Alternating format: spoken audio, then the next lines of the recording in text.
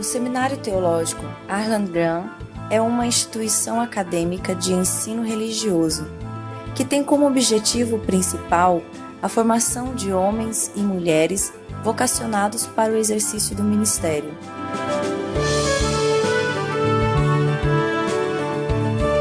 Os cursos oferecidos têm sua titulação reconhecida em âmbito eclesial e de organizações cristãs. Venha conhecer a nossa instituição. Matricule-se conosco.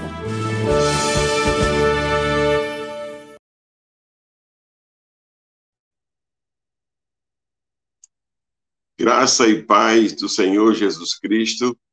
Sejam bem-vindos neste domingo belo que o Senhor nos concedeu, 13 de fevereiro de 2022, que estamos com mais uma Escola Bíblica Nacional. Teremos o nosso querido pastor e mestre, professor Misael Lins, aqui na interpretação, a nossa querida missionária Cátia Monteiro e o pastor Tertuliano na edição. Hoje é dia de boas novas, hoje é dia de salvação, hoje é dia de alegria. Quero ler para todos os nossos queridos ouvintes o Salmo 27, o verso 1, que diz: O Senhor é a minha luz e a minha salvação. De que terei medo? O Senhor é a fortaleza da minha vida. A quem temerei? Portanto, neste domingo, confie na palavra do Senhor, em suas promessas que são fiéis e verdadeiras. Vamos orar. Convido a você a estar em oração para que Deus fale ao seu coração. Esse é um tempo de aprender as Escrituras. E eu quero convidar você, enquanto nos escuta, neste domingo de manhã, compartilhe o link, chame a família, convoque os seus para ouvir a palavra do Senhor. Estamos tratando sobre o Sermão do Monte, um texto poderoso, riquíssimo, que Deus nos tem confrontado pelo poder da sua palavra. Vamos orar juntos. Convide aí seus familiares. Vamos colocar diante do Senhor as nossas necessidades, as nossas petições. Vamos agradecer, porque quando nós oramos com gratidão, o Senhor ele se alegra no seu coração, porque isso é uma manifestação, isto é uma revelação, e nós confiamos nele. Oremos. Pai Santo, Deus bendito, muito obrigado pela grande oportunidade que nós temos de ensinar a tua palavra. Senhor, que os meios de comunicação sejam multiplicados, que as pessoas acessem essas aulas e sejam edificados. Rogamos nesta manhã, Senhor, que o Senhor ministre poderosamente aos nossos corações.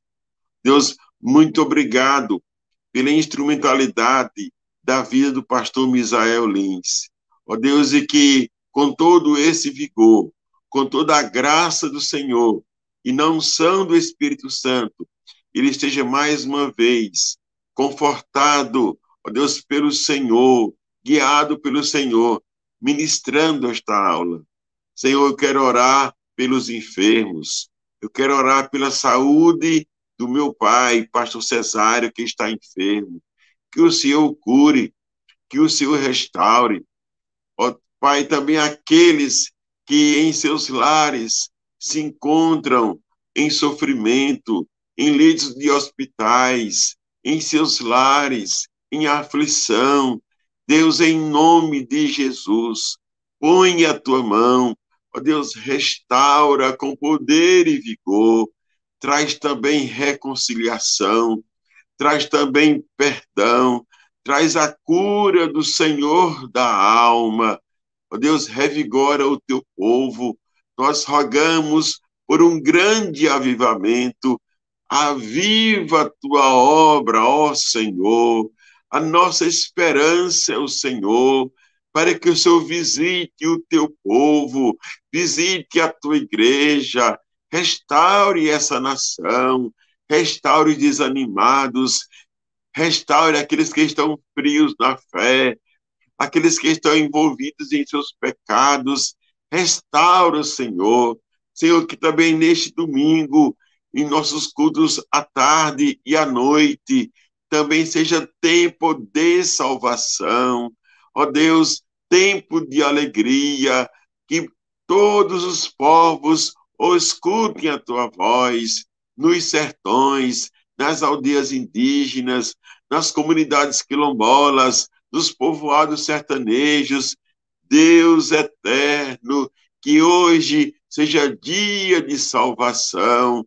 Levanta obreiros para a tua seara, levanta obreiros para a tua seara, Senhor. Oramos pela diretoria nacional, na pessoa do pastor José Azemar, todos os seus componentes, todos os componentes do Concílio Nacional. Oramos pelos pastores, seus familiares, ó Deus, seus filhos. Oramos também pelos presbíteros, pelos dirigentes de congregação, oramos pelos missionários, oramos pelos professores das escolas bíblicas, que o Senhor os capacite mais e mais para a glória e louvor do teu nome. Oramos por aqueles que não podem ir à igreja, que estão trabalhando, mas que de alguma maneira estarão assistindo, Senhor, esta aula. Senhor, fortalece a fé, anima, Senhor, confirma os passos. Oramos, Senhor, para que também nesta manhã bendita o teu milagre venha, Senhor. Faz milagre acontecer. Tu és o Deus que traz à existência o que não existe. É assim que nós oramos, em nome de Jesus, para a glória de Jesus. Amém. Amém. Teremos agora uma canção, e logo após essa canção, a nossa querida irmã Sônia, pastor Misael Lins, terá a oportunidade de ministrar a aula.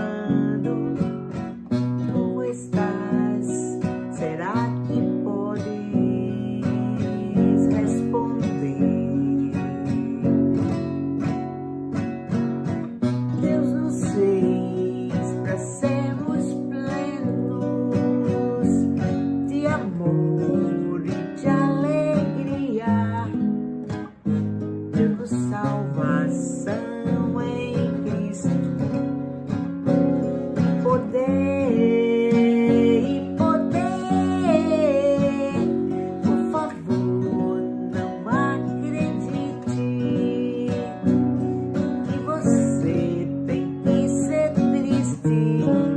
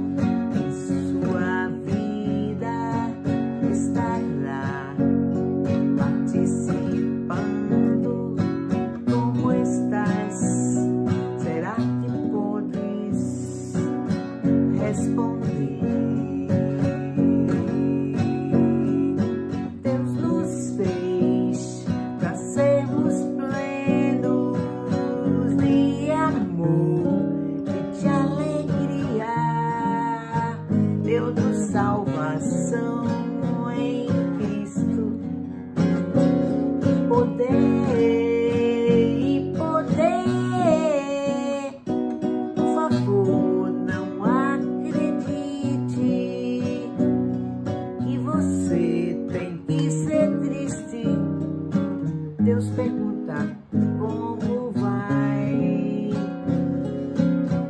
você. Por favor, não acredite que você tem que ser triste. Deus pergunta como vai. Deus pergunta como vai. Deus pergunta como vai você.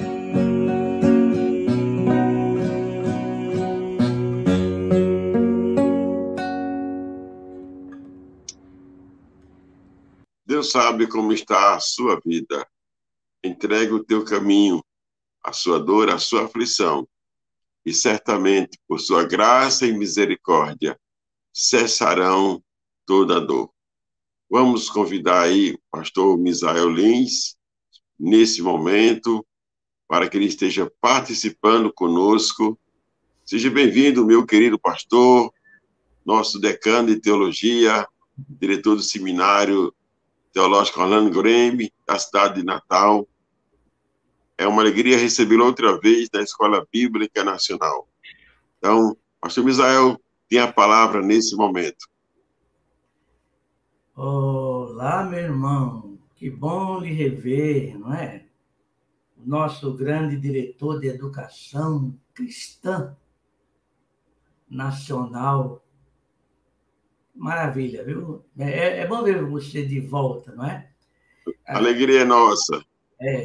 O pastor Tertuliano deu conta do recado, viu? Ele estava em duas coisas, não é? Na técnica. Coisa boa, né? É uma equipe, né? Trabalhamos com uma equipe, esse é o segredo. Exatamente. Ele que é o técnico mor, não é? O pastor Tertuliano é o técnico mor. Quero saudar também a minha querida irmã Kátia Monteiro, né?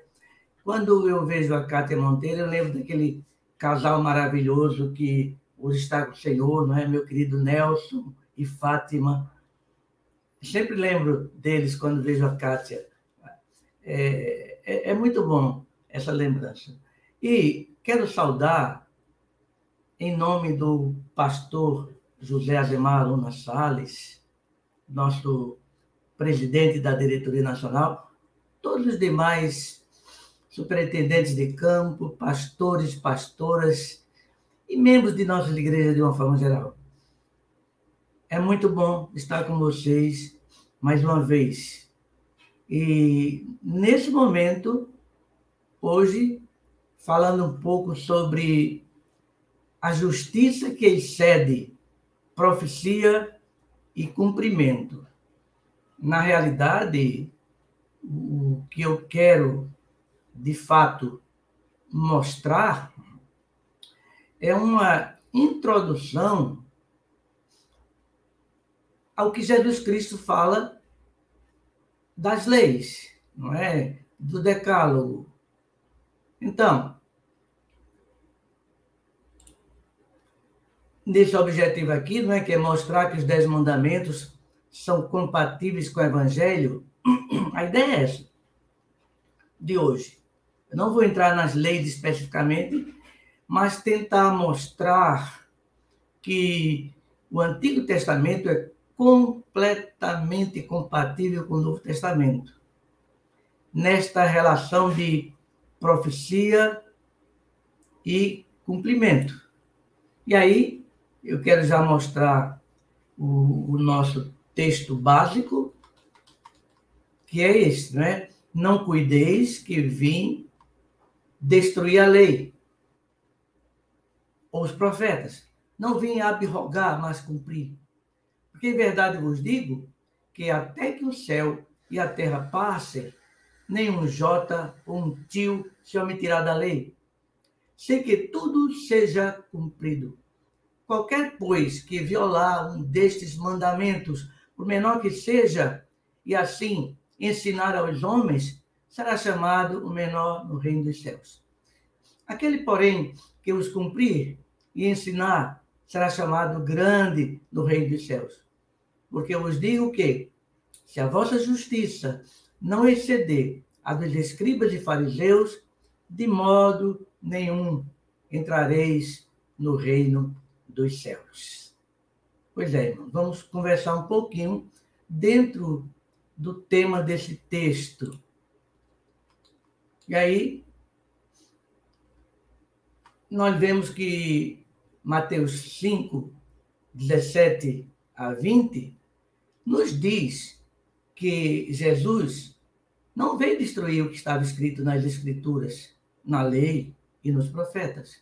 Ou seja, o que a lei dizia e também a fala dos profetas não seria mudada absolutamente em nada.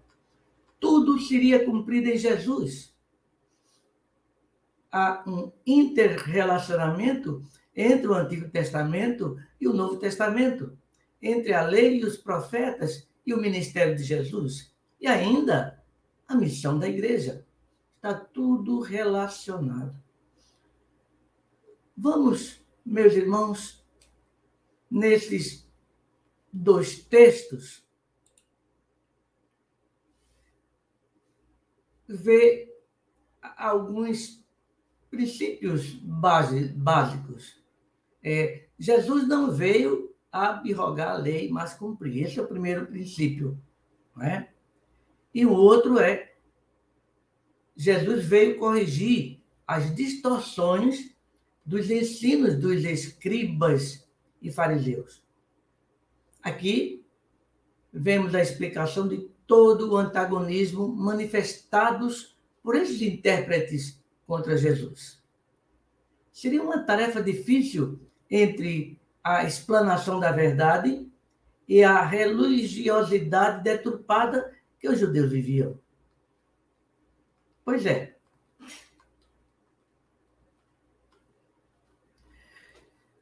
John Stott, em seu livro Sermão do Monte, Contra a Cultura, afirma, falando do texto acima: este parágrafo é de grande importância, não só por causa da definição que ele dá da justiça cristã, mas também por causa da luz que lança sobre a relação entre o Novo e o Velho Testamento, entre o Evangelho e a lei. E ele divide, esses textos em duas partes, dos 17 ao 18, Cristo e a lei. E nós vamos ver um pouquinho disso. E do 19 a 20, o cristão e a lei. A maior bronca dos fariseus com Jesus é que achavam que ele descumpria a lei de Moisés. O fato é que Jesus veio cumprir a lei. Quando ele diz, não, eu não vim abrogar a lei, mas cumprir. Não do jeito aparente, mas no sentido mais profundo e completo. A expressão abrogar, que pode ser pronunciado também abrogar, é o mesmo que revogar totalmente. Ou seja, Jesus não veio derrubar a lei ou criar outra lei, de forma nenhuma. Os escribas e fariseus eram legalistas, ou seja, seguidores de preceitos. Jesus via muita hipocrisia nisso e queria para os cristãos uma justiça que excedia em muito a justiça dos judeus. Pois é, além dos 10 mandamentos, a lei de Moisés continha ordens e leis para cada situação da vida. Com o tempo, os judeus desdobraram essas leis. Por exemplo, para a regulamentação de guardarás o sábado, criaram um desdobramento de 1.500 leis, mais ou menos, das quais eles se orgulhavam em seguir. Já pensou? Que tanta gordura para interpretar uma coisa só? Carlos Queiroz, em seu livro Ser é o Bastante, Felicidade à Luz do Sermão do Monte, ele diz o seguinte: a que lei Jesus está se referindo? Ao conjunto de 613 mandamentos oriundos das leis cerimoniais e morais do judaísmo? Aos 10 mandamentos? Do ponto de vista do documento escrito, Jesus recorre tanto a partes dos 10 mandamentos quanto a textos judaicos não encontrados no Antigo Testamento. Até porque, para Jesus, o texto é apenas ponto de partida, a fonte de ilustração para aprofundamento das ideias. E ainda, ele completa: Jesus, durante todo o Sermão do Monte, busca interpretar o espírito dos mandamentos divinos e o faz nesta parte do sermão, como nenhum outro intérprete da lei jamais fizera. Na verdade, eles vêm para ampliar a compreensão do texto, faz uma nova hermenêutica e busca criar princípios dinâmicos que indiquem o sentido e conteúdo de cada mandato, de cada mandamento. Jesus passou, então, a considerar os mandamentos da lei de Deus, dando-lhes a verdadeira dimensão e compreensão. Então, irmãos, vamos entrar nesse tema, a relevância da lei de Deus, que é o primeiro ponto desta palavra, desta manhã. Quando diz: não cuideis, que vim destruir a lei ou os profetas, não vim abrogar, mas cumprir. Porque em verdade vos digo que, até que o céu e a terra passem, nenhum jota ou um tio se omitirá da lei, sem que tudo seja cumprido. Aqui, vemos o que Jesus diz sobre os mandamentos, as profecias e sobre ele, o cumprimento. Estudamos recentemente sobre a relevância dos 10 mandamentos, revista extraordinária, escrita pelo nosso teólogo Ney Wagner Rodrigues. Ele nos levou aos atos do Senhor na demonstração de que todos os pontos da lei de Deus, ou seja, os 10 mandamentos, estão presentes na vida da igreja, revigorados na melhor interpretação, a de Jesus Cristo, o autor da lei. Ney mostrou que há uma relação íntima do crente com ela. Há uma ligação entre a lei e o evangelho. A partir de Abraão, os filhos da promessa são os filhos da fé. Isso mostra a graça de Deus sobre toda a humanidade desde o princípio. Essa relação lei-evangelho, o pastor Ney mostrou no tríplice aspecto da lei de Deus nas Escrituras Sagradas. Na lei cerimonial, que tinha como objetivo impressionar os homens à santidade de Deus, concentrando suas atenções para o Messias prometido. Todos os animais oferecidos em sacrifício eram tipos do Cordeiro de Deus, que um único sacrifício resolveria o problema do pecado. Cada animal era a vítima sacrificada pelos pecados de alguém. Isso era apenas um paliativo, porque muitos outros animais seriam sacrificados por esse mesmo alguém. Jesus substituiria todas essas vítimas, sendo ele a vítima por excelência, que apenas uma vez expiaria o pecado de todos, em todos os tempos e definitivamente. Pois é, irmãos. Depois vem a lei civil. E o objetivo da lei civil era mostrar a Israel que o melhor regime de governo para esperar a vinda do Messias era o teocrático. E quando ele chegasse, implantaria o regime eterno do reino de Deus. Como falamos na última lição, esse reino não se compara com nenhum reino da terra. E nosso objetivo primordial é levar o evangelho a toda criatura, em todo o mundo, independentemente dos seus regimentos ou regimes governamentais. Pois é. E, finalmente, a lei moral, cujo objetivo, segundo o pastor Ney, é revelar ao homem os seus deveres, manifestando suas carências e auxiliando-o em seu discernimento moral. Dessa forma, ela é aplicável em todas as épocas, como nos ensinou Jesus. Olha, Jesus veio cumprir a lei. Uma pergunta cabe aqui. Em que sentido ou como Jesus veio cumprir a lei? Ele não teria vindo implantar nova lei? Mas ele mesmo disse que não.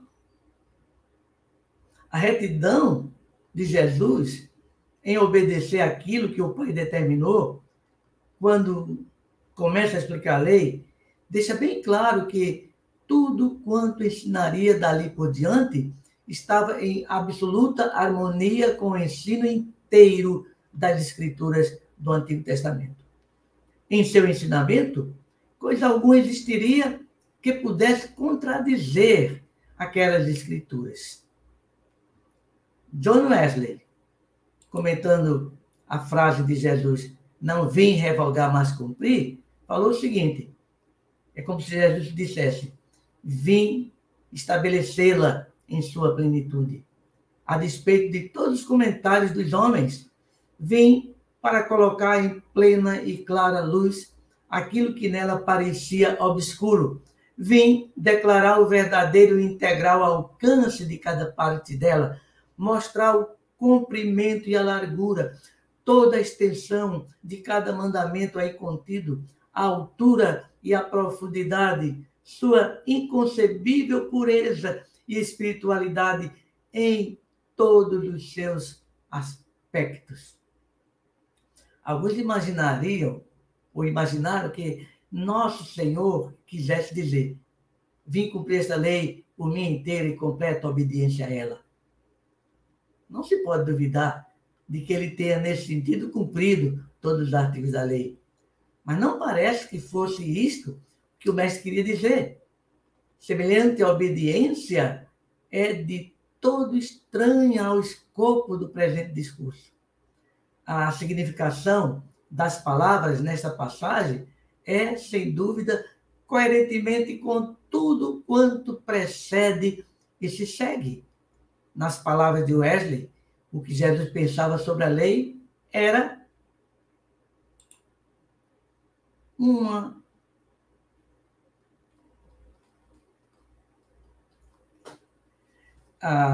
eu volto a falar ainda um pouquinho sobre o parágrafo anterior, não vim estabelecê-la em sua plenitude. É verdade, Jesus não veio implantar uma nova lei ou uma nova religião. Jesus veio estabelecer na mesma linha do propósito de Deus o entendimento adequado, mais profundo, retirando as gorduras colocadas pelos intérpretes da época, fariseus e escribas, a bem dos seus interesses, tornando-a clara, transparente, objetiva, simples de entender. Foi o que Jesus veio fazer. Como diz o pastor Tertuliano, simples assim. Bem, uma religião, isso falou John Wesley, uma religião testificada, tanto pela lei, como pelos profetas, em todas as gerações sucessivas. Todavia, jamais fora ela tão claramente exposta, nem tão perfeitamente compreendida, até que seu grande autor condescendeu em dar à humanidade este comentário autêntico de todos os ramos essenciais dessa mesma religião, declarando ao mesmo tempo que ela jamais seria alterada, mas permaneceria em vigor até o fim do mundo. Pois é. E a segunda parte do texto diz: qualquer, pois, que violar um destes mandamentos, por menor que seja, e assim ensinar os homens, será chamado o menor no reino dos céus. Aquele, porém, que os cumprir e ensinar, será chamado grande no reino dos céus. Pois eu vos digo que, se a vossa justiça não exceder a dos escribas e fariseus, de modo nenhum entrareis no reino dos céus. Vemos aqui, agora, a relação entre a lei e o cristão, que deve ficar atento para não ensinar coisa errada. Aqui, Martin Lloyd Jones, ele faz o seguinte comentário: a doutrina de Jesus, tão harmônica com o Antigo Testamento, está em total dissonância com os ensinamentos dos fariseus e escribas, contradizendo-os frontalmente. Esses fariseus e escribas viviam perseguindo Jesus, procurando algum erro em sua mensagem que entrasse em contradição com os 10 mandamentos. Encontraram algumas coisas aparentes, não é? Algumas aparentes contradições, na visão deles, restritas e tão limitadas que não conseguiam alcançar a amplitude de tal mandamento contraditado. Na cegueira de sua visão do mandamento, faziam aplicações injustas. Jesus, derrubando as falsas interpretações e mostrando a verdadeira que tinha cumprido na sua vida, dizia que a justiça do cristão deveria exceder as dos escribas e fariseus. Vamos ver agora a relação entre a lei e os profetas e o ministério de Jesus. Alguns estudiosos da primeira metade do século XX expressaram pensamentos divergentes em relação à união do Antigo Testamento e o Novo Testamento, tentando mostrar que um substituiu o outro. Uma corrente afirmava que o principal construtor do cristianismo foi o apóstolo Paulo, e não Cristo. Para ele, os 4 evangelhos nada conteriam senão lei, como ensinamento ético, instrução moral, e nada existia acerca da doutrina, da justificação pela fé, santificação e de ensinos dessa natureza. Ainda afirmava que tudo que Paulo ensinou era diferente da religião de Jesus. A outra corrente, oposta a esta, afirmava que Cristo aboliu completamente a lei, introduzindo no lugar da mesma a graça divina, e até citam João 1,17 para tentar confirmar isso. Esse texto que diz: porque a lei foi dada por intermédio de Moisés, a graça e a verdade vieram por meio de Jesus Cristo. É aquela história de se interpretar um texto sem contexto, né? Esse aqui é um texto muito perigoso para quem quer fazer um ensinamento baseado só nele. E temos que ter cuidado, viu? Todo texto precisa do seu contexto. Cuidado com versículos isolados, né? Nesse caso, o crente não tem nada a ver com a lei. No caso que está escrito aí, não é? Por estarmos debaixo da graça, não deveríamos nem mencionar a lei. Essas posições são rebatidas por Jesus em Mateus 5, 17 a 18, que nós olhamos. Se você tiver com a sua Bíblia aberta aí, verifique, não é? Verifique. Mas eu vou colocar aqui, é melhor. Olha aí. Não cuideis que vim destruir a lei ou os profetas. Não vim abrogar, mas cumprir. Porque em verdade vos digo que até que o céu e a terra passem, nenhum jota ou um tio se omitirá da lei, sem que tudo seja cumprido. Queremos mostrar, queridos e queridas, justamente a relação entre lei e profetas e o ministério de Jesus. Martin Lloyd Jones fez um longo comentário sobre esse assunto. E eu quero aqui pontuar, não é? Pontuar alguns pensamentos dele, fazer minhas colocações sobre esse comentário. Pedro, o apóstolo, já velhinho, esperando o seu dia de partir para a glória, antes disso queria que seus ouvintes, quem eram seus ouvintes? Os cristãos aflitos, perseguidos lá nas províncias da Galácia. Ele queria que eles guardassem com eles as verdades dos seus ensinamentos sobre Jesus. Depois de explicar a vinda de Cristo revelada para ele e os demais apóstolos em todo o ministério de Cristo na terra, ele testemunhou que viu o Senhor subindo para os céus e a afirmação de que este é o meu filho amado. Essa era a voz de Deus, lá de cima. Aí Pedro aproveita e faz a ligação desse evento com o Antigo Testamento. Vejam bem aqui em 2 Pedro 1, 19 a 21. E temos ainda mais firme a palavra profética, a qual bem fazeis em estar atentos, como a uma candeia que alumia em lugar escuro, até que o dia amanheça e a estrela da alva surja em vossos corações. Sabendo primeiramente isto, que nenhuma profecia da Escritura aqui está falando lá do Antigo Testamento, é de particular interpretação. Porque a profecia nunca foi produzida por vontade dos homens, mas os homens, da parte de Deus, falaram movidos pelo Espírito Santo. Aqueles homens profetizaram sobre Jesus muito antes dos acontecimentos mostrados por Pedro. É como se Pedro estivesse dizendo: não preciso confiar em meu próprio testemunho e experiência, mas eu vi. Eu vivi com Jesus, eu andei com ele, todo o seu ministério. Eu vi quando ele foi preso, foi condenado, foi morto. Eu vi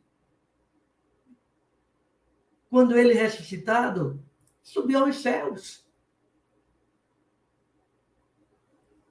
Existe uma ainda mais confirmada palavra profética. É isso que Pedro está dizendo.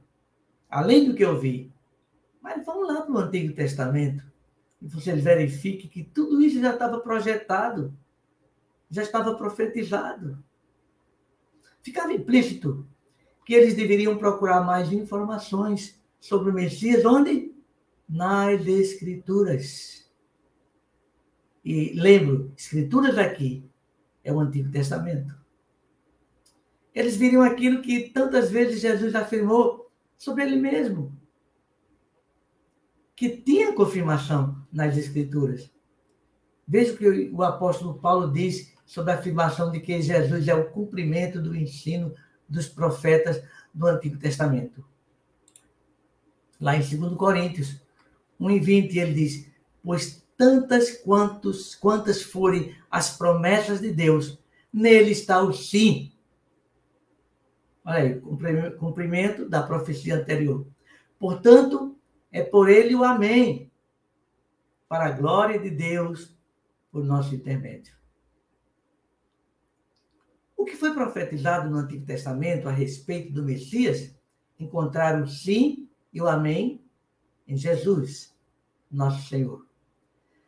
Essas profecias foram sempre exatas no cumprimento, como, por exemplo, a respeito do nascimento de Jesus, que incluía inclusive o local, que era Belém de Judá. E foram cumpridas completamente. Não se compreende porque os judeus não entenderam quando elas, de fato, se cumpriram. Na realidade, eles estavam cegos. Mas o que é que os chegou? Foram suas próprias ideias. Queridos, queridas, faço um parênteses aqui, porque há tantas interpretações erradas das Escrituras que muitas vezes fazemos. Sabe por quê? Por causa das nossas próprias ideias. Nós não entramos com a mente aberta para estudar os textos, muitas vezes, mas nós queremos conformá-los ao nosso próprio entendimento, aos objetivos que lançamos. Isso é um perigo muito grande. Então, no caso lá dos escribas e fariseus, dos judeus de uma forma geral, suas próprias ideias que os cegaram. Porque eles concebiam o Messias como um monarca político, não é verdade? Embora os profetas tivessem mostrado uma pessoa muito diferente disso. Interessante que uma das atividades da sinagoga era ler os profetas, mas não conseguiam entender o que realmente os profetas diziam. O tipo de vida que o Messias teria foi bem explicado em Isaías 42:3. O que é que diz Isaías 42:3? A cana trilhada não a quebrará, nem apagará o pavio que fumega. Em verdade, trará justiça. É isso. Jesus veio trazer justiça. Eles conheciam a extraordinária descrição que Isaías dava a Jesus. Nós lemos sempre, e muitas vezes na época de ceia, Isaías, começando do capítulo, do verso 13 do capítulo 52 e todo o capítulo 53, não é? E interessante que lá no versículo 14 do capítulo 52 de Isaías, mostra que tipo de pessoa é que apareceu. Não era a figura de um monarca. Como pasmaram muitos à vista dele, pois o seu aspecto estava tão desfigurado que não era o de um homem. E a sua figura não era a dos filhos dos homens. Olha aí que figura diferente do que eles esperavam. Não é difícil pregar o evangelho com base no Antigo Testamento, porque tudo está escrito, tudo está detalhado. O Antigo Testamento está cheio do evangelho. Concordam com isso? Temos também profecias acerca de sua morte, mostrando inclusive como foi. Leiam Salmo 22. Leiam. Vocês vão ver que o Salmo 22 mostra o sofrimento e o triunfo do Messias. Marquem aí e leiam depois. Por questão de tempo, eu não vou ler agora. Literalmente, mostra o que aconteceu na cruz do Calvário, o Salmo 22. O que é visto neste Salmo é visto também em muitos escritos proféticos. A ressurreição de Jesus também foi predita, como também o ensino sobre o reino que Jesus iria implementar, que não tem nada a ver com qualquer reino terreno. Outra coisa, também, que Jesus não admitia, que os judeus não admitiam, era a inclusão de gentios. Essa inclusão é anunciada, embora as profecias fossem dirigidas ao povo judeu. Lá no meio das profecias estava incluso esse povo, os gentios. Lá no Pentecostes, quando Pedro começou a falar sobre a profusão das línguas, explicado por quê. Por ter os discípulos recebido a unção do Espírito Santo, afirmou que eles não deveriam ficar surpresos com o que estavam vendo, pois disso falou o profeta Joel, quando ele diz lá em Atos 2,16, mas isto é o que foi dito pelo profeta Joel. D. Martin Lloyd Jones, fazendo alusão ao cumprimento da lei e dos profetas por Jesus, faz a seguinte afirmação: Jamais deveríamos enfiar uma cunha entre o Antigo e o Novo Testamento. Nunca devíamos sentir que o Novo faz o velho desnecessário. E muitas vezes nós fazemos isso, viu? Cuidado, meu irmão. Cuidado, minha irmã. Cristo cumpriu a lei. Mas vindo a plenitude dos tempos, Deus enviou seu Filho nascido de mulher, nascido debaixo da lei. Pois é, Cristo era superior à lei, mas nasceu vinculado à lei. Cristo era Deus, mas adentrou a experiência humana na forma de criatura humana e, assim, subordinando-se às normas humanas. Era Deus que sujeitava seu Filho amado e Jesus cumpriu em todos os seus detalhes. Como dizia Jones, não havia coisa alguma, nem um i ou um tio em conexão com a lei no que ele pudesse ser acusado de quebrar ou falhar em cumprir. Mesmo no mais ínfimo detalhe, em toda a sua vida na terra, Jesus se sujeitou à lei. Quanto à cruz, o centro da nossa fé, o que é que nós pensamos dela? Se as nossas ideias não são claras sobre a lei, então jamais compreenderemos o significado da cruz.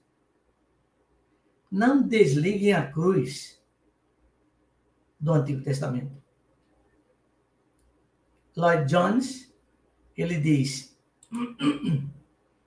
o propósito da cruz não é despertar em nós algum senso de compaixão e nem meramente uma exibição qualquer do amor de Deus. De modo nenhum. A cruz só pode ser plenamente compreendida à luz da lei. O que estava acontecendo na cruz é que o nosso Senhor e Salvador Jesus Cristo, o Filho de Deus, estava recebendo em seu próprio corpo a penalidade prescrita pela santa lei de Deus contra o pecado humano. Como afirma Paulo, o salário do pecado é a morte, mas o dom gratuito de Deus é a vida eterna em Cristo Jesus nosso Senhor. Isso Paulo falou lá em Romanos 6, 23. Se Jesus revogasse a lei, Jesus teria também revogado a cruz. Para mim, eu pessoalmente, a cruz é a ponte de ligação entre a antiga aliança e a nova aliança. A graça de Deus esteve sempre presente na lei e profetas, como está na vida da igreja redimida por Cristo. Na cruz, Jesus cumpriu todas as figuras do Antigo Testamento. Falar em figuras. Se estudarmos com cuidado o livro de Levítico e compararmos com o livro de Hebreus, veremos figuras e aplicação. Todas as figuras apresentadas para os holocaustos e sacrifícios, como um conjunto completo, né? Os pães da proposição, o sumo sacerdote, os vasos e muitas outras coisas. O cordeiro, todos foram cumpridos em Jesus na cruz do Calvário. Pois é, elas eram sombras para a realidade do Cordeiro de Deus, Jesus Cristo. Jesus Cristo, mediante a sua morte, tudo quanto ele fez é o cumprimento absoluto de todos esses tipos e sombras. De fato, Jesus não veio revogar a lei e os profetas. Interessante também é que Jesus cumpriu a lei em nós e através de nós, por intermédio do Espírito Santo. Glória a Deus. Olha aí, Romanos 8, 2 a 4. Porque a lei do Espírito da vida em Cristo Jesus te livrou da lei do pecado e da morte. Porquanto que era impossível a lei, visto que se achava fraca pela carne, Deus, enviando o seu próprio Filho em semelhança da carne do pecado, e por causa do pecado, na carne condenou o pecado, para que a justa exigência da lei se cumprisse em nós, que não andamos segundo a carne, mas segundo o Espírito. O que acontece conosco é que a lei não é mais algo fora de nós, mas que foi posta dentro de nós. A lei cerimonial já foi cumprida em Jesus Cristo e através dele, isto é, em sua morte, ressurreição e ascensão. Nesse caso, por causa de minha sujeição a ele, minha fé nele, eu também cumpri esse aspecto da lei. Ainda tinha a lei judicial, que não pertence à igreja, mas pertenceu à nação de Israel, por ser nação teocrática, mas que agora não é mais. Não existe mais uma nação teocrática. E dessa forma, a lei judicial também foi cumprida.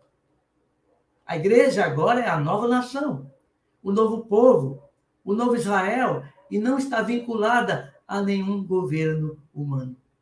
A igreja é o novo povo de Deus e é composta dos convertidos de todas as nações e de todos os tempos. Resta ainda a lei moral, que pela graça de Deus é permanente e perpétua. Um relacionamento entre Deus e os homens, a partir da redenção da humanidade, que, pela fé, já se concretiza desde o nascimento do cristianismo. Essa lei moral é a síntese de toda a lei e se define em 2 mandamentos.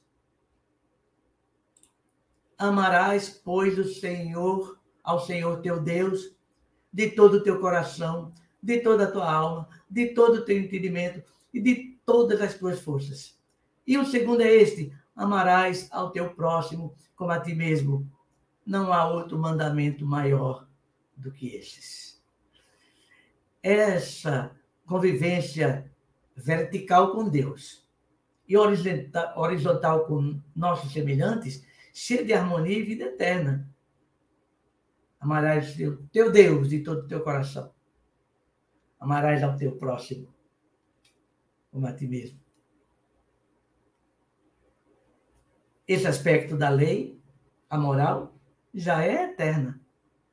Por enquanto, ainda somos imperfeitos, embora salvos, debaixo da cobertura de Cristo pela fé, e por isso ainda estejamos sujeitos à transgressão da lei. Temos uma garantia. Olha a garantia. Vede que grande amor nos tem concedido o Pai, que fôssemos chamados filhos de Deus, e nós o somos. Por isso o mundo não nos conhece, porque não conheceu a Ele. Amados, agora somos filhos de Deus, e ainda não é manifesto o que havemos de ser. Mas sabemos que, quando Ele se manifestar, seremos semelhantes a Ele, porque assim como é, o veremos. E todo que nele tem esta esperança purifica-se a si mesmo, assim como ele é puro. Todo aquele que vive habitualmente no pecado também vive na rebeldia, pois o pecado é rebeldia. E bem sabeis que ele se manifestou para tirar os pecados, e nele não há pecado. E todo que permanece nele não vive pecando. Todo que vive pecando não o viu nem o conhece. Sabe? Mas mesmo imperfeitos, como salvos, embora pequemos, não vivemos pecando. Mas vemos nisso também uma sujeição à lei, agora administrada por Cristo. Em resumo, os desobedientes à lei serão punidos. Os obedientes à lei, os que já estão em Cristo, estarão presentes quando o reino de Deus cobrir toda a terra, fazendo com que todos os reinos desse mundo pertençam ao Senhor. Olha que texto maravilhoso. Apocalipse 11:5. E tocou o 7º anjo a sua trombeta. E houve no céu grandes vozes que diziam: o reino do mundo passou a ser de nosso Senhor e do seu Cristo, e ele reinará pelos séculos dos séculos. Finalizando com uma pergunta que Jones faz, e ele mesmo responde: qual é, então, a relação entre o crente e a lei?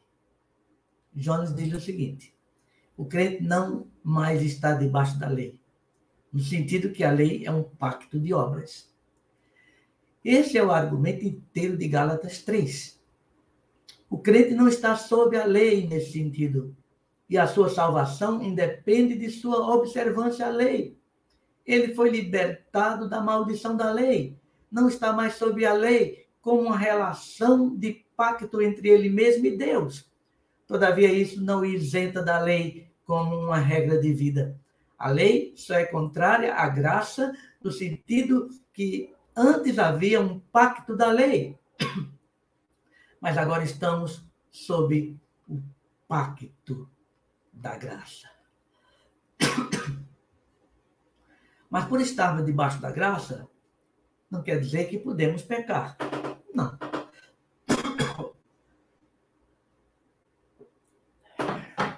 Desculpe.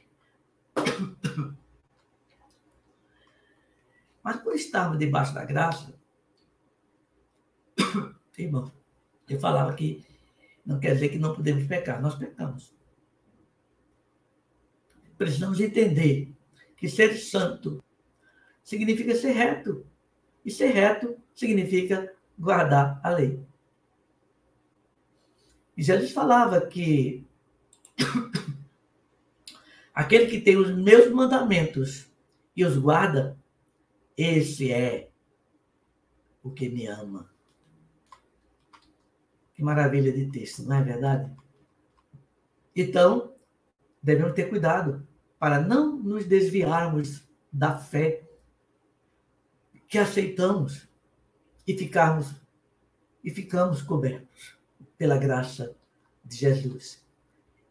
Ele chama a atenção para ficarmos sempre ligados, para não perdermos o que foi conquistado por Cristo para nós.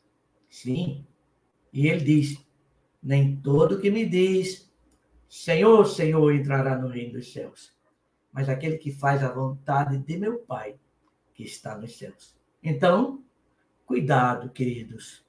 Cuidado, queridas. Quero concluir a minha fala. Nós estudamos em Mateus 5, 7 a 20, que foi o texto de hoje. Aliás, desculpe. O tema do Sermão da Montanha. Eu falei 7 a 20, mas é 17 a 20. Não é? Que é a justiça que norteia a vida do crente. A retidão é o que todas as religiões estão preocupadas. A justiça entre as pessoas, especialmente a justiça aos olhos de Deus. Todas as religiões, exceto o cristianismo, ensinam que as pessoas devem encontrar uma maneira de se tornarem justas, o suficiente para serem aceitáveis a Deus, para ganhar sua própria salvação. Mas vejam, a Bíblia nos diz, e todos os cristãos creem, que os pecadores são justos diante de Deus somente pela fé em Cristo Jesus. Ele é a nossa justiça. Ele viveu a vida perfeita que Deus exige e que nem podemos começar a alcançar. E recebemos o crédito pelo trabalho de Cristo. Agora queremos nos esforçar para a justiça penetrar em nossos próprios pensamentos, palavras e ações. Queridos e queridas, na próxima aula, começaremos a examinar a sabedoria de Jesus Cristo na interpretação da lei. Que Deus abençoe a todos, em nome de Jesus.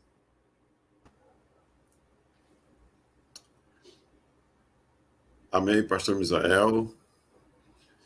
Belíssima exposição. Eu teria só uma pergunta, pastor Misael. Eu sei que nosso tempo já está chegando. Qual é a grande dificuldade de muitos crentes entenderem a graça? Porque, às vezes, você pergunta assim, por que você vai para o céu? Porque eu sou uma pessoa boa, eu sou dizimista, eu vou à igreja. Eu já ouvi essas respostas. Ou seja, é como se, de alguma forma, observar algumas regras da lei nos desse o credencial para a salvação.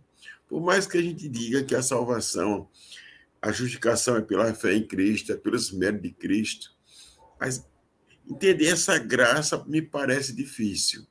Qual é a sua opinião? Você já falou praticamente o que é que acontece, né?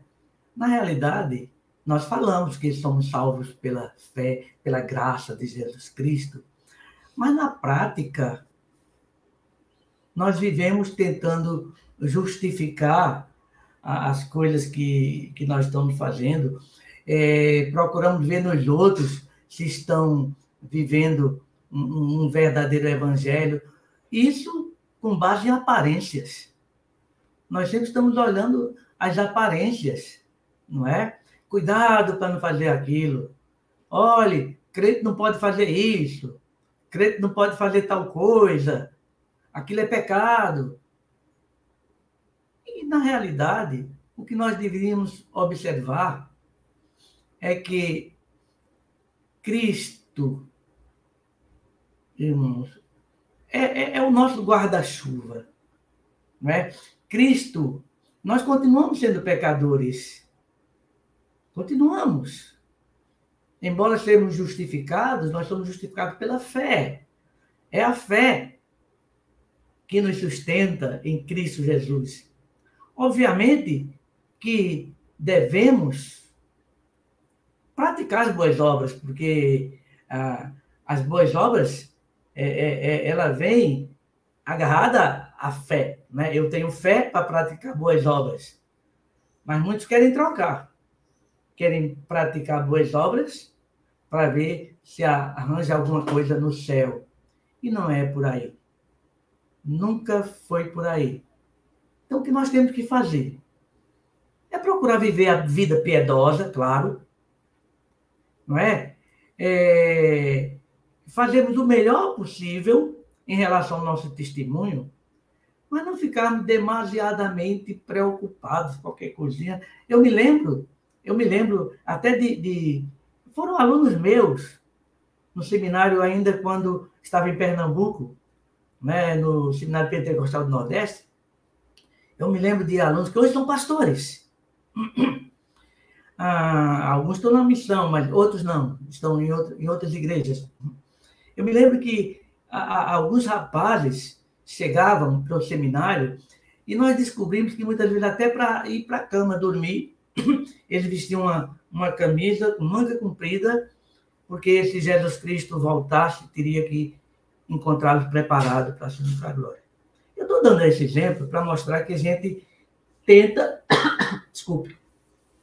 criar coisas que nos façam mostrar perante os outros que nós estamos certinhos. Quando, na realidade, Cristo é realmente o que nos segura. Ai de nós se não fosse o guarda-chuva de Cristo, não é? Porque Deus é um Deus irado contra o pecado. E se não fosse o guarda-chuva de Cristo, essa ira também nos fulminaria. Mas Jesus Cristo fez tudo por nós. Amém. Pastor Misael, não seria uma dificuldade também de entender a salvação pela fé em Cristo, dos méritos de Cristo, do processo da santificação? A santificação ela precisa acontecer, todo regenerado tem que ser santo, tem que perseverar. Então, há uma confusão nesse sentido entre o processo da salvação e o processo da santificação. Eles se misturam na mente de alguns? Olha, existe o que a gente chama de salvação estática, que é aquele momento que nós aceitamos Jesus Cristo como Salvador. Mas existe o que nós chamamos de salvação contínua, que é o processo de santificação. Uma coisa está ligada à outra, não é? Uma coisa está ligada à outra. E naquilo que nós chamamos em teologia, já é, mas não é ainda, não é? É que nós somos salvos pela fé e vamos caminhando na escada da santificação, um passo de cada vez, tentando melhorar. E quando Jesus Cristo vier, aqueles passos que nós não conseguirmos dar para atingir o ideal, Cristo fará por nós. Então, vamos fazer o nosso melhor, sem precisar também fazer como cristãos da Idade Média, que se machucavam, se maltratavam para chegar ao ideal da santificação. Se escondiam em mosteiros para encontrar o ideal da salvação. Então, não é para aí. Vamos viver uma vida normal. Agora, uma vida normal cristã, falando e vivendo o Evangelho. É isso que nos garante a salvação e nos faz caminhar o caminho da santificação. É isso que eu tenho a dizer. Glória a Deus. Somos salvos para sermos santos. Amém. Então, vamos inverter. Buscar ser santo para ser salvo. Exatamente. Ok, muito obrigado, pastor Misael. Muito obrigado à nossa querida professora Cátia Monteiro pela interpretação. Muito obrigado a você que participou conosco. Compartilhe esse link tão importante para que outros durante a semana possam assistir. Você, pastor, essa escola bíblica ela pode ser reproduzida na sua igreja em qualquer dia da semana. Convoque seus grupos familiares, até mesmo culto de doutrina. Apresente todo esse conteúdo. É muito importante. Pastor Misael, por favor, ore encerrando neste domingo, 13 de fevereiro. E aqui eu quero dar os meus parabéns à minha irmã, a presbítera Midian, a copastora aqui de Mangabeira 4, que hoje é o seu aniversário. Que Deus possa abençoá-la ricamente. E ore também pelos aniversariantes, pastor Misael. Tá certo. Lembrando de Midian, rapaz, eu gosto demais de Midian. Ô, pessoa maravilhosa. Sempre quando nos encontramos é uma alegria muito grande, né? Ela sempre com um sorriso, Eu gosto muito de tua irmã, viu? Amém. Um abraço para ela aí, né, pastor? Eu sei que a recíproca é verdadeira. Somos muito amigos. Vamos orar. Ó Deus, muito obrigado, Senhor, por esses momentos tão maravilhosos em tua presença. Senhor, que tudo que foi colocado aqui tenha caído bem no entendimento de todos que ouviram, participaram. E que tu possas abrir as mentes de quem, porventura, possa não ter entendido o objetivo desta palavra de hoje. Oh, meu Deus, queremos te rogar que nós possamos prosseguir, Senhor, na santificação. Amém. Melhorando a nossa vida cada vez mais, ó Deus.